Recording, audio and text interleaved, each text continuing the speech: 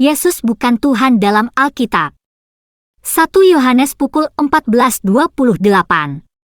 Dalam subbagian berjudul, Jawab 1, Yohanes pukul 14:28, dari buku, The Bunking the MYTH, 30 verses Why Jesus is not God in the Bible, kita menyelidiki sebuah ayat kunci yang menantang gagasan bahwa Yesus adalah Tuhan.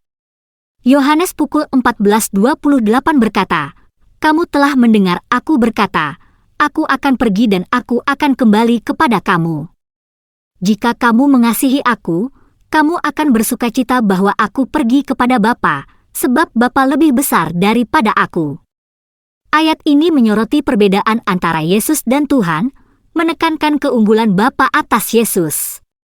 Bagi mereka yang ingin memahami mengapa Yesus bukan Tuhan dalam Alkitab, Yohanes pukul 14:28 adalah ayat penting untuk dipertimbangkan.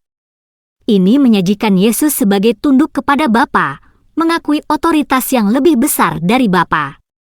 Ini menantang keyakinan tradisional tentang Tritunggal Kudus, yang menyatakan bahwa Allah Bapa, Allah Anak, Yesus, dan Allah Roh Kudus semuanya setara dalam ilahi. Namun, ayat ini menyarankan sebaliknya, menunjuk pada hierarki di dalam dewa. Dengan membandingkan dewa Yesus dalam Alkitab dengan teks-teks agama lainnya, kita dapat memperoleh perspektif yang lebih luas tentang konsep dewa. Sementara agama Kristen menganggap Yesus sebagai anak Allah dan bagian dari Tritunggal Suci, agama-agama lain mungkin melihat dia berbeda. Memahami perspektif yang berbeda ini dapat menyoroti kompleksitas identitas Yesus dan menantang gagasan terdahulu tentang ilahinya.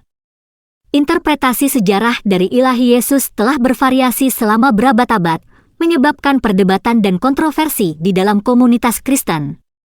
Beberapa komunitas Kristen awal mempertanyakan ilahi Yesus, lebih memilih untuk melihat dia sebagai nabi atau utusan yang dikirim oleh Tuhan.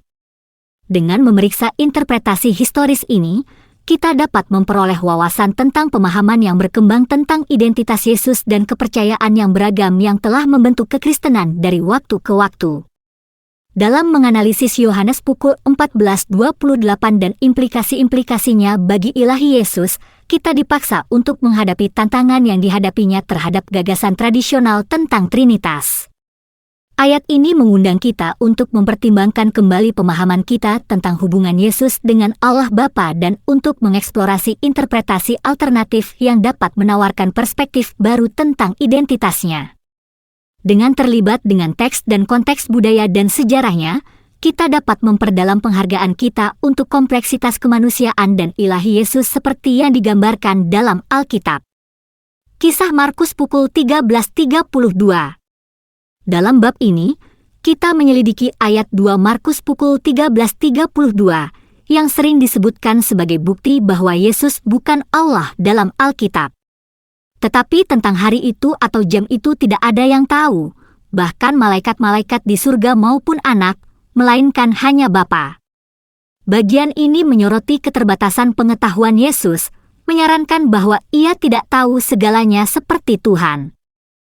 Ketika membandingkan dewa Yesus dalam Alkitab dengan teks-teks agama lainnya, penting untuk dicatat bahwa berbagai agama memiliki keyakinan yang berbeda tentang sifat Yesus.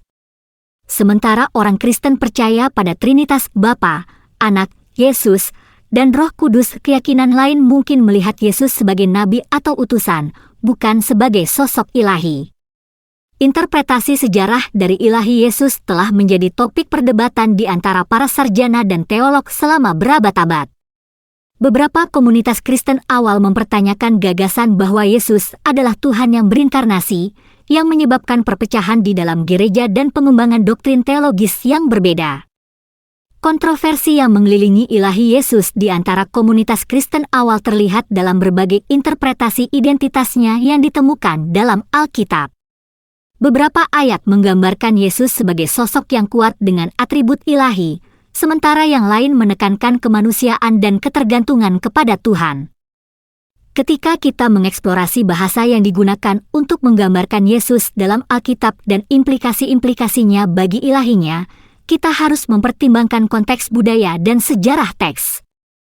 Dengan memeriksa interpretasi alternatif dari ayat-ayat yang secara tradisional digunakan untuk mendukung Dewa Yesus, kita dapat memperoleh pemahaman yang lebih dalam tentang pandangan yang berbeda tentang identitas dan perannya dalam sejarah keselamatan.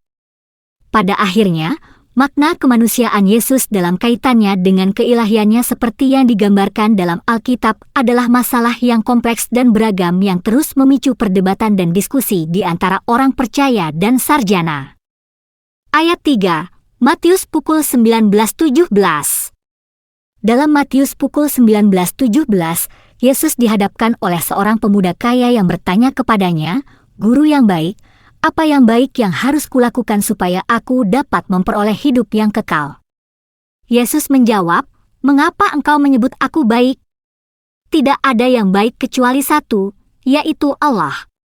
Ayat ini sering disebutkan sebagai bukti bahwa Yesus tidak menganggap dirinya sebagai Allah, melainkan sebagai utusan Allah. Ayat ini menantang keyakinan tradisional tentang ilahi Yesus, karena menyiratkan perbedaan antara Yesus dan Tuhan.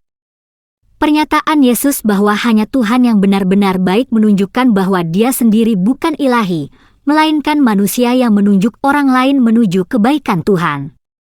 Interpretasi ini sejalan dengan gagasan Yesus sebagai nabi atau utusan Allah, bukan sebagai Allah yang berinkarnasi.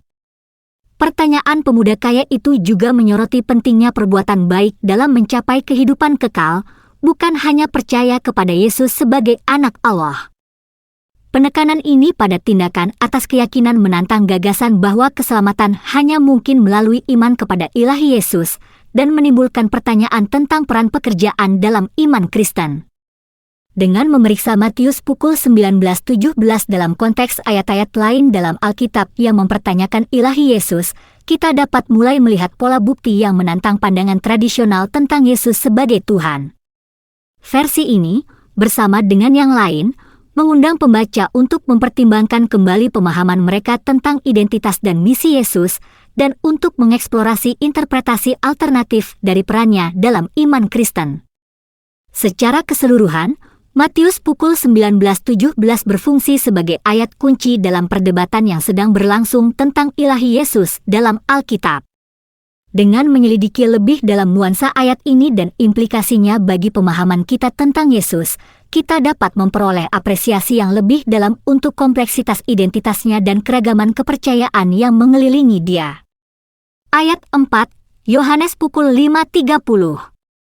Dalam Yohanes pukul 5:30 Yesus berkata, "Aku sendiri tidak dapat berbuat apa-apa, aku hanya menghakimi sebagaimana aku mendengar, dan penghakimanku benar, sebab aku tidak berusaha memuaskan diriku sendiri, melainkan Dia yang mengutus aku."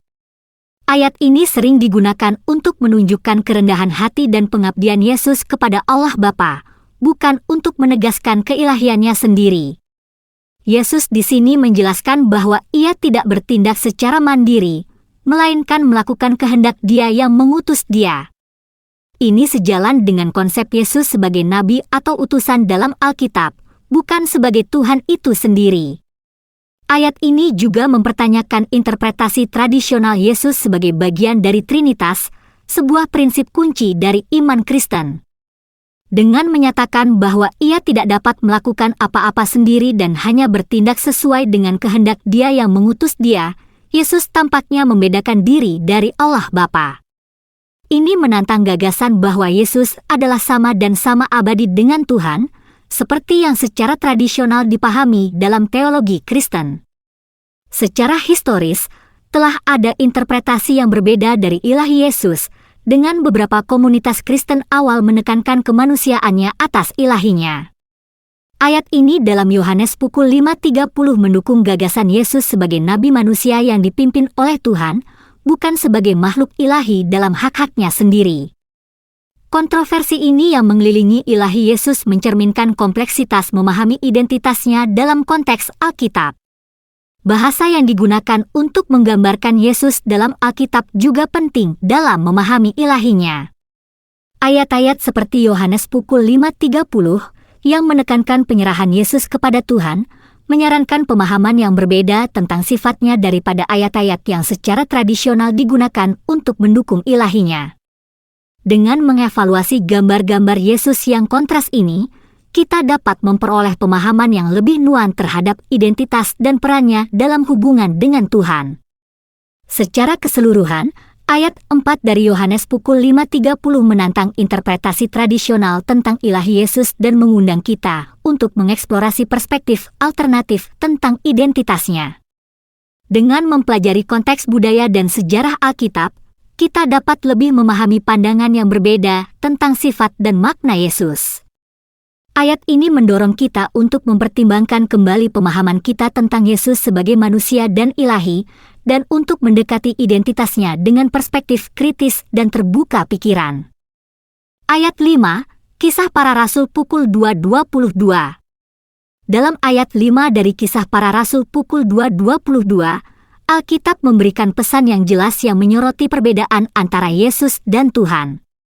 Hai orang Israel, dengarlah bahwa Yesus dari Nazaret itu adalah seorang yang telah diperkenankan oleh Allah kepadamu dengan mukjizat-mukjizat dan tanda-tanda yang telah dilakukan Allah di antara kamu melalui Dia, seperti yang kamu ketahui sendiri.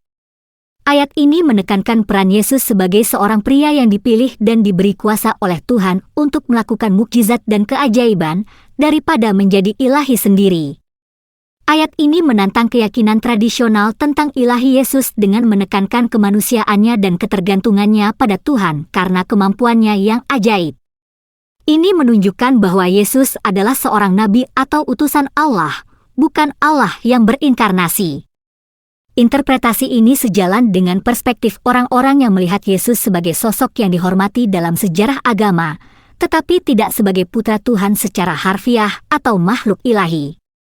Dengan memeriksa Kisah Para Rasul pukul 2.22 dalam konteks seluruh Alkitab, kita dapat melihat gambaran yang konsisten tentang Yesus sebagai manusia dengan misi khusus dari Tuhan. Perspektif ini menantang gagasan Yesus sebagai Tuhan dalam bentuk manusia, dan sebaliknya menyajikan Dia sebagai individu unik yang dipilih oleh Tuhan untuk tujuan tertentu. Interpretasi ini mengundang pembaca untuk mempertimbangkan kembali pemahaman mereka tentang identitas Yesus dan hubungannya dengan Tuhan. Bahasa yang digunakan dalam Kisah Para Rasul pukul 2.22 menyoroti perbedaan antara Yesus dan Tuhan, menekankan peran Yesus sebagai pembuluh pilihan melalui mana kuasa Tuhan dinyatakan. Bahasa ini menunjukkan bahwa Yesus adalah saluran untuk mukjizat dan tanda-tanda Tuhan, daripada menjadi sumber dari kemampuan supernatural ini sendiri. Interpretasi ini mengundang pembaca untuk merenungkan sifat ilahi Yesus dan makna kemanusiaannya dalam kaitannya dengan hubungannya dengan Tuhan. Secara keseluruhan, ayat 5 dari Kisah Para Rasul pukul 2.22 menawarkan argumen yang meyakinkan untuk menilai kembali keyakinan tradisional tentang ilahi Yesus. Dengan menekankan kemanusiaan Yesus dan ketergantungannya pada Tuhan karena kemampuannya yang ajaib, ayat ini menantang pembaca untuk mempertimbangkan kembali pemahaman mereka tentang identitas Yesus dan perannya dalam sejarah agama. Interpretasi ini membuka jalan baru untuk mengeksplorasi hubungan yang kompleks antara Yesus dan Tuhan, mengundang pembaca untuk terlibat dengan teks dengan cara yang lebih dalam dan lebih nuansa.